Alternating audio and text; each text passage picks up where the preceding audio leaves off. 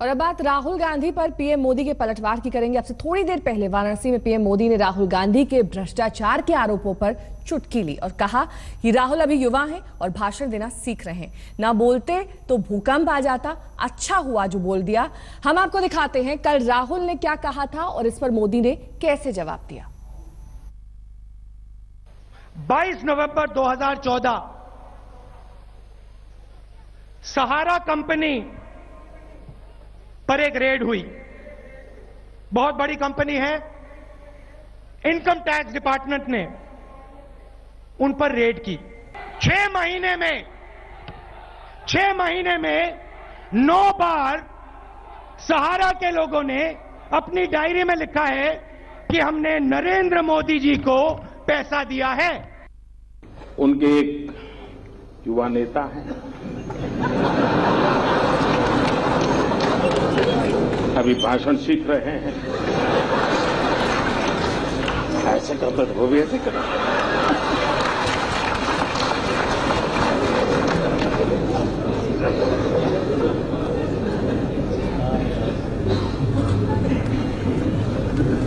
जब से उन्होंने बोलना सीखा है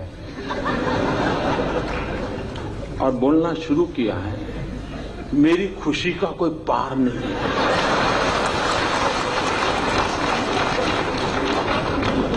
2009 में पता ही नहीं चलता था कि भाई इस पैकेट के अंदर क्या है,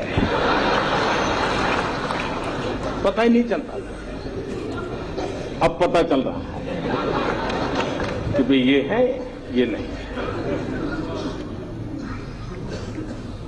न बोलते तो बड़ा भूकंप आ जाता था और देश को इतना बड़ा भूकंप झेलना पड़ता, ये देश 10 साल तक उभर नहीं सकता था। लेकिन अच्छा हुआ कि बोलना शुरू हो गया तो पता चल रहा है भूकंप की संभावना बची नहीं, क्योंकि देश की जनता समझ गई। जी, इन्होंने बड़ा मजेदार कहा। उन्होंने कहा जिस देश में 60% लोग अनपढ़ हो, वहां मोदी ऑनलाइन बैंकिंग की बात कैसे कर सकता है? मुझे बताइए साहब, कोई पढ़ा लिखा था क्या? मैंने कोई जादू टोना किया कि वो अनपढ़ हो गया? ये 60% अनपढ़ थे। ये रिपोर्ट कार्ड आपने किसका दिया जी, जरा बताओ तो। भाइयों बहनों, ये क्या कर रहे हैं उनको भी समझ नहीं है जी। इससे पहले प्रधानमंत्री मोदी ने इसी भाषण में कहा कि देश में गंदगी हटाने का अभियान चल रहा है और जब गंदगी हटती है तो दूर तक दुर्गंध आती है। जबकि बाद में पीएम ने विपक्ष की तुलना ही पाकिस्तानी रेंजर्स से कर दी। आप देखते होंगे इन दिनों देश का एक बहुत बड़ा सफाई अभियान चल रहा है।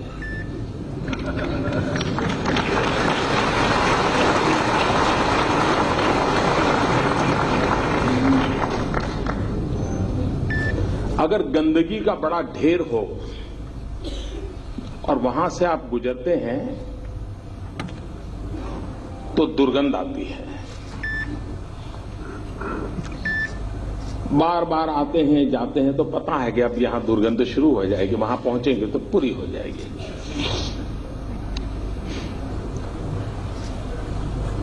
और एक सीमा में दुर्गंध महसूस होती है, उससे ज्यादा फिर महसूस नहीं होती है।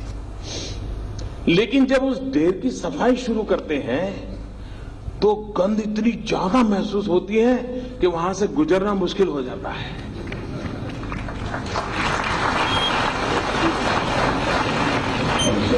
गंद का ढेर वैसे का वैसा पड़ा है तो एक सीमा तक ही गंध महसूस होती है, लेकिन जैसे ही उसको सफाई करना उठाना शुरू कर दिया तो ऐसी गंध महसूस होती है। आजकल आप देख रहे होंगे कैसी कैसी गंध महसूस हो रही है। मैंने जब इस पूरा काम के लिए दिमाग खपा रहा था, योजना बना रहा था, कभी सोचा नहीं था कि देश के राजनेता कुछ और कुछ राजनीतिक दल हिम्मत के साथ बेईमानों के साथ खड़े हो जाएंगे।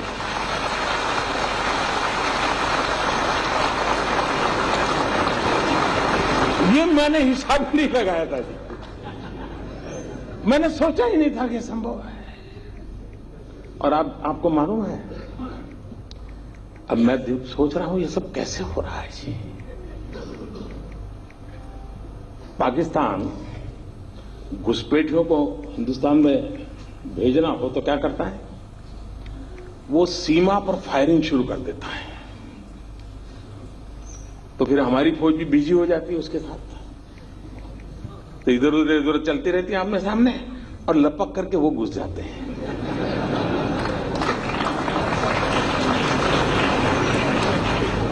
उनको कवर मिल जाता है बेईमानों।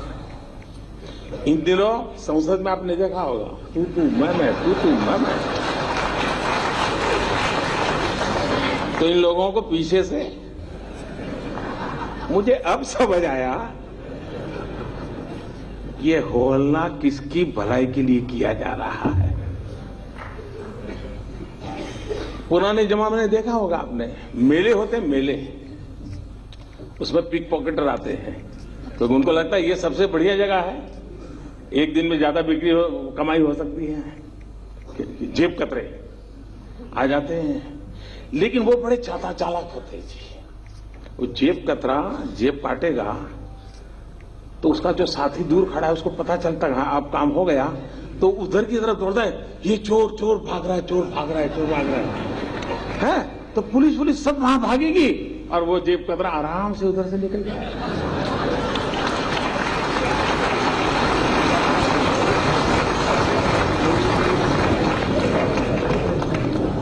बेईमानों को बचाने के लिए, बेईमानों को रास्ता दिखाने के लिए न जाने कैसी तरकीब अपनाई जा रही है जी।